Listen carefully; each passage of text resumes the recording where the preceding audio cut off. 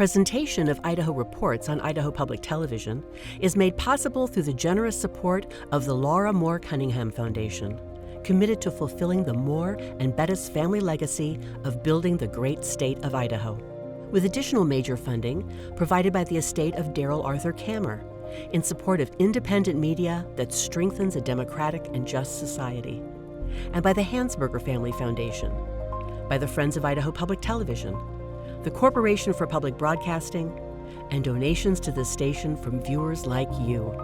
Thank you.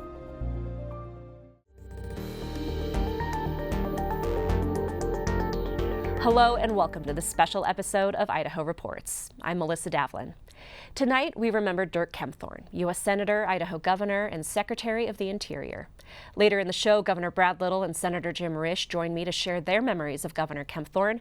But first, we take a look back at his career and legacy with retired journalist Betsy Russell and Brian Whitlock, Kempthorne's former communications officer and chief of staff. I don't think he ever met a challenge that was unsurmountable in his mind. Dirk Kempthorne started his political career early, serving as student body president in high school in San Bernardino, California. At University of Idaho, he again ran for student body president, campaigning at each of the school's dorms, fraternities, and sororities. While campaigning, he met his future wife, Patricia. After graduating in 1975 with a degree in political science, Kempthorne spent time in both the public and private sectors before declaring his candidacy for Boise mayor in 1985 at just 33 years old. He won that November after a door-knocking campaign that focused on economic development. For 20 years, downtown had just been this wasteland of gravel parking lots.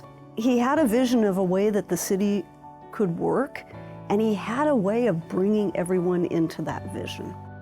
Gradually, buildings were built, businesses came back, restaurants opened. In 1992, Mayor Kempthorne threw his hat in the ring for the open U.S. Senate seat after Senator Steve Symms announced his retirement. Mayor was not going to be the end-all for him. There was much more to come because he had so much potential. And I think it was just a natural transition for him to say, okay, we've had this impact at the local level. Let's go do some more good things on a national scale. I come here as a mayor running for the United States Senate from a state as proud of our computer chips as we are our Idaho potato chips. He was pretty much nonpartisan as mayor. And I think that when he ran for the U.S. Senate, a lot of people were surprised when there were partisan messages in his campaign, and they were pretty partisan. He was a fairly conservative Republican. America should always light the way to freedom and shine with the principles of individual initiative and self-worth, family values, free enterprise, and private property rights. After 10 debates, he defeated Democratic Congressman Richard Stallings in the general election. He was a popular senator. One of the very first things that he did back in Washington, D.C. was go around and visit 99 other senators. That was uncommon, but it was so Dirk Kempthorne-esque. He was told, you're a freshman, you're number 100 in seniority, bide your time. That was never his intention in running for the United States Senate. He wanted to go and make a difference. At issue today is nothing less than the well-being of the cities, the counties, the schools, and the states. Unfunded mandates are just one more straw on the backs of our communities, the very communities that Congress is trying to help. Ultimately, Senator Bob Dole agreed with that idea enough that it was Senate Bill 1 and ultimately was signed into law. The important thing is that Senator Kempthorne has been able to stick with it long enough to get it done. Nice to see you. Thank you. Well, it's nice to see you. How does it feel to be the father of this new law? It feels tremendous. He was a gifted politician. He remembered people's names. He asked about their families. I remember pulling into Preston, Idaho with him, and I was so proud of myself because I knew the mayor's name, and I knew the mayor's wife's name, and I knew the mayor's kids' names. But then he said, but the dog's name is, and he knew the dog's name. After one term in the Senate, Kempthorne decided to return to Idaho and run for governor. That was not an easy decision for him to make. It's one that he put a lot of prayer and consideration into, and visiting with Patricia and his family. And how long have you been in Washington with your husband as a senator? A little less than 2 years. And is it what you expected when you came? I didn't know what to expect. It was a surprising decision from, the conventional wisdom as to what a politician would do. But it fit for him. I, Dirk Arthur Kempthorne, do solemnly swear. When he came in, he had never been a legislator. And there were things that he proposed that just fell flat. We're looking forward to your message. We will consider it seriously, and we welcome you to this joint session. Thank you very much for coming. Thank you, Mr. Speaker. And the legislators were like, we're not doing that. You were quite upset by this vote, and you issued a statement saying it simply defies logic, and that the lawmakers showed a lack of vision. Mm-hmm. It was a very strongly worded statement. Mm-hmm. Intended to be. Then in later years, he found other ways to bring those issues that he cared so deeply about to the legislature and to accomplish them and to get his legislation through.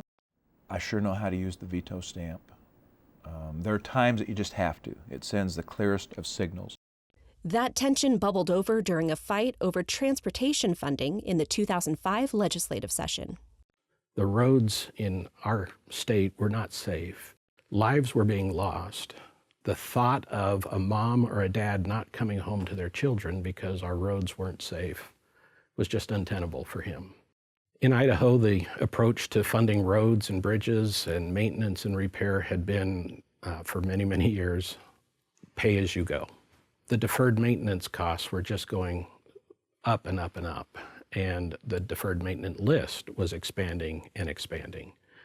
So looking at all of that, and again, this emphasis on safety and families, what else could we do?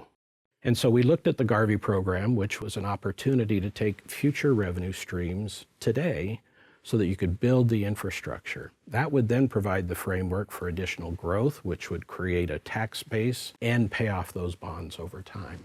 It was something new. It required a seismic shift in the philosophical thinking of both legislators as well as the bureaucracy. They'd never been asked to look at something like this before.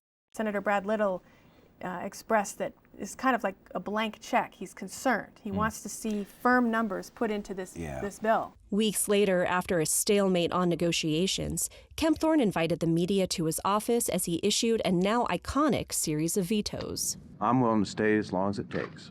This may be a very long session, folks. So with that, I will take care of some of these House bills. Ultimately, the governor won the showdown.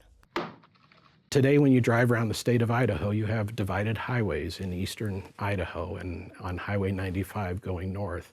I can't imagine what it would be like to be living in the Treasure Valley today with 2 lanes on I-84 going east and west.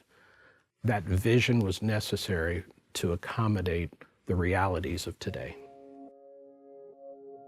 In 2006, near the end of the governor's second term, President George W. Bush nominated Kempthorne to be his Interior Secretary. Dirk Kempthorne is uniquely qualified for this important position. He is the first Secretary of the Interior to serve as a governor, a senator, and a mayor. And in each of these positions prepared Dirk well for his new responsibilities. I come from Idaho, home to spectacular scenery. There is no more beautiful cathedral than the outdoors. America the Beautiful is blessed with countless natural cathedrals that deserve our preservation. I think he had had a strong track record of protecting the environment. As mayor, he called himself a pro-business environmentalist. He wants people to go out and hunt and fish and hike and kayak and do all of those things out in nature that we love to do here in Idaho. But to support that, you have to have a strong business base. And I think, again, being a good steward of the public's lands resonated with the Bush administration. But part of what made Kempthorne so remarkable and effective was his ability to connect with others. Over the course of his political career, everyone who he touched remembered him and he remembered them. He could observe things. He looked outwardly. His whole intent was to understand them and then offer whatever help or assistance that he could. He just had a way of connecting with people. When he was talking to you, you kind of felt like the most important person in the world. It was uncanny. Whenever we had a victory and had worked hard on something and it had gone well, we'd get a little yellow sticky note on our desk and it said, "Good job, buddy." And, you know, I laughed about it and I thought, you know, gee, that's kind of silly. But today I look back and to be told by him, "Good job, buddy," when you have thousands and thousands of Idahoans and millions of Americans who today are saying, "Good job, buddy." That meant a lot.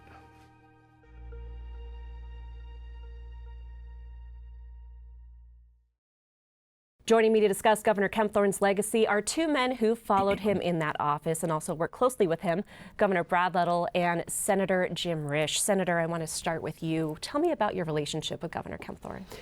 Well, you know, I knew him for a long time. Like a lot of people, he was in the group of people who do political things and run for public office. And I first got to know him when he was a lobbyist for FMC. Right before he ran for mayor. And then, of course, when he was a lobbyist, you know, you get to know people up there pretty well in the State House. Then once he ran for mayor, he was full bore in the lanes that we run in political things. So I got to know him relatively well there.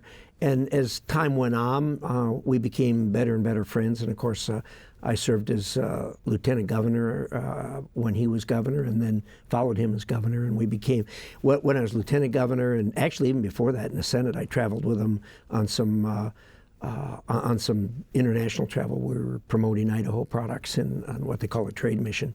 But over time, when you're dealing with issues, particularly issues that may be controversial or what have you, you get to know somebody pretty well. So I knew him quite well. I want to expand on that a little bit. You were his third lieutenant governor. You had already known him for years at this point, and you had that unique shared experience as both acting as governors and U.S. senators, and you've also both led through some challenging times, and you continue to lead through some challenging times. He was governor during the 9/11 terrorist attacks. You're the head of the Senate Foreign Affairs Committee. Were there any lessons you learned about leadership through tough times from Governor Kempthorne? Well, I think it's more of a sharing experience as opposed to learning. I had been in governance for a number of years before I got to know Dirk. So it was a shared experience. And I think people probably don't understand that as governors and former governors, we talk regularly and we have some unwritten rules. No governor ever, at least in my lifetime, no governor has ever criticized another. They may disagree and you may have a conversation about it, but it's very private. So that's the way those things work. And we're very fortunate in Idaho as we've had a string of governors, 5 of them specifically, who are all in the same lane as far as understanding what is the proper role of government. All of us were, to a degree, more or less mentored by Phil Batt, who kind of started those things. So, but I had numerous conversations with him. Probably Brad did too, and we talk, but it is amongst ourselves. Governor Little, tell me about your relationship with Governor Kempthorne. We got acquainted when he transferred to the University of Idaho. Matter of fact, I think I only took one political science class, and I took it with Dirk Kempthorne. And there's some interesting stuff there. But then I did, I think, actively campaign for him.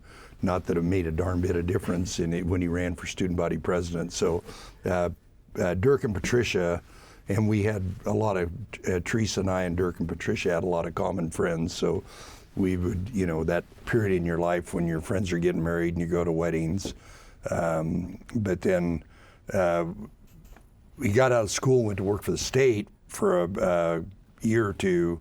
Then he worked FMC, and at that time I was involved in industry, and so I knew Dirk very well when he was there. Matter of fact, the head of the FMC facility was a really good friend of mine who'd hired Dirk. So then I perhaps might have offered him a job one time, but he said he'd rather be mayor of Boise than work for me, and I said that's probably a good idea. And and then when he campaigned for Phil Batt in his first race, he was Phil's either official or campaign manager. And then, obviously I supported him when in both his gubernatorial and Senate races, and spent a lot of time. But Dirk and Patricia and the kids, because Teresa and I and Dirk and Patricia were the same, we had a lot of common history together. So you had already known him for a couple decades by the time he was governor, and you were a state senator serving on the Joint Finance Appropriations Committee. Has your view of his actions and approach when he was governor changed now that you're governor? Because it was no secret that you disagreed with him on a couple big issues, including the Garvey push in 2005. He reminded me of that to the last. But I did it eventually. I just thought that when we did Garvey, and both Governor Otter and I were in that, we had to pay for it and not just borrow the money. There ought to be a dedicated source of revenue. But in hindsight, Garvey was one of because he did it right before the big recession, and all our big projects were much cheaper because we had money set aside. And more importantly, our big contractors were thriving in Idaho and are still here in Idaho because of what he did on Garvey. I still would have rather paid for it. But yeah, we did have a little disagreement on Garvey. Just a little one. Governor Butch Otter was unable to join us today, but he did want to share an anecdote. He served as lieutenant governor for 3 governors, and he told me, quote, "I learned patience under Dirk. Phil Batt moved pretty fast. C. Sanders moved pretty fast. I got so that whenever I needed to get something done, I moved pretty fast. But Dirk was a little more calculating, a little more steady." Does that sound about right with your... That's fair. That's fair. I'd agree with that. That is fair, but he also, rather than have a gut reaction, he also was and he had a good staff. He was also very calculating about what he did. But when like I said, Garvey was a good example. Some of the things he did on education and early childhood, he was very calculated about that. There was so much about Governor Kempthorne's career that we weren't able to fit in the package earlier in the show.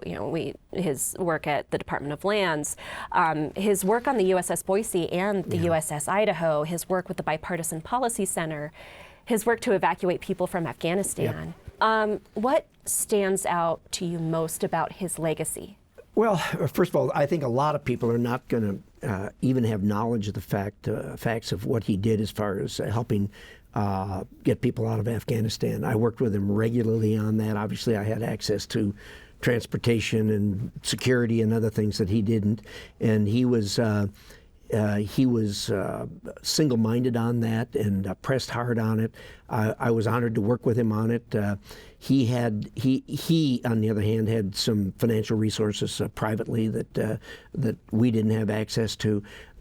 He was a real hero in that. He saved people's lives. Some of them who will never even know that Dirk Kempthorne helped him. So he deserves great kudos on that, and it just doesn't get discussed very much. It's very quiet. A lot of the stuff was classified, so you couldn't talk about it anyway.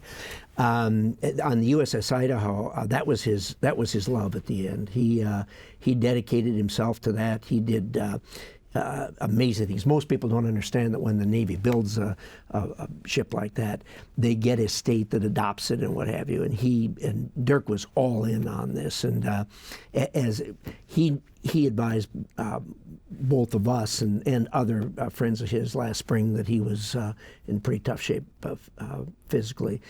Even with that, he stayed with it as much as he could. So as we got along and it became obvious that Dirk was going to leave us, I went to the Navy and I said, look, I want to name part of this ship after Dirk Kempthorne, and they said, "Oh, well, we've never done that before." I said, "Well, that's not the answer I wanted." Okay, so I kept after him, and I really wanted the heart of the ship, namely the engine compartment, containing an engine that was developed in Idaho for Dirk. And after enough calls, I had to go all the way up to the Secretary of the Navy, but after enough calls, he finally rolled over. Then the same thing happened as we got close to the commissioning of the ship, which was done 2 weeks ago. Brad and I were there, and Dirk, in that commissioning ceremony, there's a lot of usual government stuff in Navy for Eldorado that they do, and salutes and all this sort of thing. And they had somebody scheduled to do the main speech there, the keynote speech, and it wasn't Dirk. So again, I started up. No, well, that's not the way we do things. I wound up with the Secretary of Navy after enough calls. He agreed to let Dirk do that. Dirk wrote a really good speech, but wasn't able to deliver it. So he asked me to do that, and I did that. But he, and then fortuitously, he died.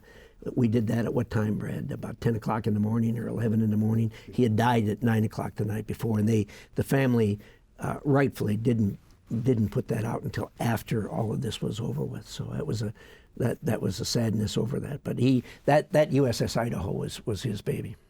And you were at that commissioning too. Well, but that is a common theme in Dirk's service. When he was in the Senate, he was on the Armed Services Committee, and when he was governor, the National Guard, the 116th, were deployed, and so Dirk has been incredibly consistent in his unwavering support for defending this country, for the men and women that have served, and then of course the USS Idaho. We were laughing at the USS Idaho event. Richard, who was the head of the commissioning, that the next two states, Oregon and Wisconsin, were there. And when they saw all the things that Idaho did, I know they were going, "Oh my goodness, what?" Dirk sent a bar for Idaho, for the USS Idaho, that Oregon, Wisconsin, that will be the bar for every single dedication of a naval ship in the name of a state or even a city that will be, because I looked at my notes when he first called me, and it was, we're going to raise 200,000. He raised over $1 million, and scholarships for the crew's kids. The inside of and you'll have it on your special, the inside of the submarine looks like Idaho, and believe me, those sailors are going to know all about Idaho when they spend 90 days underwater in that thing. There were 800 Idahoans that showed up for that, and Dirk had arranged for the dinner the night before, and that dinner was spectacular. And they had all the donors up there, and it was the who's who of Idaho that Dirk had rounded up to pay for that instead of government money. You know, he did all of these grand things that had national and international impact, but he was also so personable. He remembered people's names. I was an intern during that 2003 legislative session that broke records for its length. I have Dirk Kempthorne stories from when I was a little intern running around the State House, and he really remembered people's names too. Yeah. So many people's names. He was a master at that. There's I've only known one other person that had that as much ability as he did. Not only their names, but their spouse, their kids, who they knew, and everything else. He was an absolute master at that with names. And when you talked to Dirk Kempthorne, you were talking to him, and his mind wasn't anywhere else. He was talking to you and listening to what you had to say. That is an attribute that very few people have, but Dirk was an absolute master at it. Yeah, that Fred or whatever your name is, that remembered name's a hard thing to do. This comedian thing isn't good, Brad. I'd stay with the governorship. But he was, and it didn't matter who you were. Right. He gave Teresa and I and our sons a tour of the Capitol building. The security guards, the elevator operators, everybody there. He knew them all. It was uncanny, but it's an incredible, to Jim's point, it's an incredible example, everybody, to engage with people, how to engage with them, and how much people appreciate that. And it was sincere. I mean, this was not make-believe stuff. This was That was Dirk Kempthorne. It certainly felt that way when you were speaking to him. My last conversation with him was about 2 months ago, and that was still my experience. Yeah. He also frequently spoke about his family. That was the most important thing in his life, and it was so clear how much he loved his children, his grandchildren, his wife, Patricia, who you said you've known as well. Yeah, we went to school together. Yeah, so important to him. Any last thoughts on his legacy? Well, I mean, it is so broad, and I know that Dirk would want, as we go through these, his official service and the family service and the internment, his wish would be that young people of Idaho to serve. You know, he came to Idaho, went to school, was active in university politics, was active in local politics, city, federal level, state level. But that state and local government class, I took it because I had a 2-hour time slot.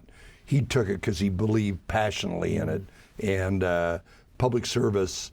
He was such an icon of public service. I hope everybody learns from it.